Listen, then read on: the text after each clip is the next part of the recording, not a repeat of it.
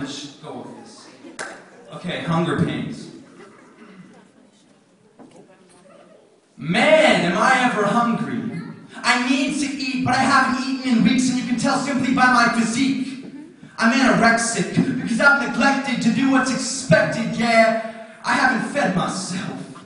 I've got hunger pains, and it's made my brain go insane. Yeah, the more unfed I am, the more of my energy gets strained, and the harder it is to maintain my focus. Oh, I've got hunger pains. My stomach growls with discontent, can barely handle the torment of starvation, bringing me to a place of total frustration because I literally feel malnourished. No ability of my bones to flourish. I'm just earnest to eat something. Now I wonder if you all could clearly hear it. That I ain't talking about my physical body, but that I'm talking about my spirit. You see, I've been spiritually deprived. I like eating the word daily has been making it hard for me to thrive. My inability to fill up with prayer has been making it difficult to survive. Without a habit of consistent worship, it's no wonder why I've lost my drive. I mean, it makes sense really, because if I'm merely depending on eating once every week on a Sunday morning, it's no wonder why I don't feel alive.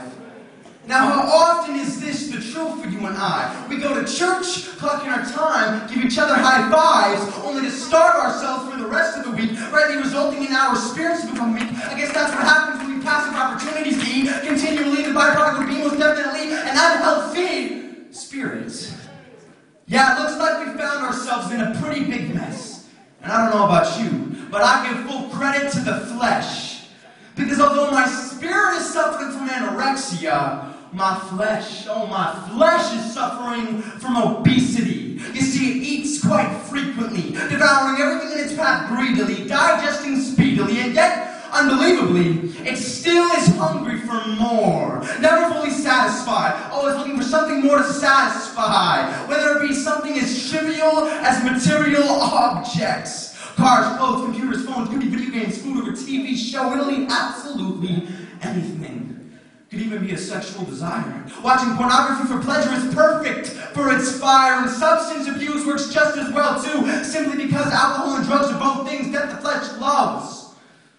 Yeah, it loves a lot of things. Selfishness, apathy, pride, insecurity, but no matter what it is, you can bet eating it is hurting me. Because my flesh has gotten so fat, it can barely walk on 2 feet, yet still it will continue to eat. And this isn't something to be taken lightly, because if something doesn't change soon, my flesh will get so fat, it'll be unable to move, and it'll just sit in one place, stuffing its face. And I don't know about you, but for me, something's got to change.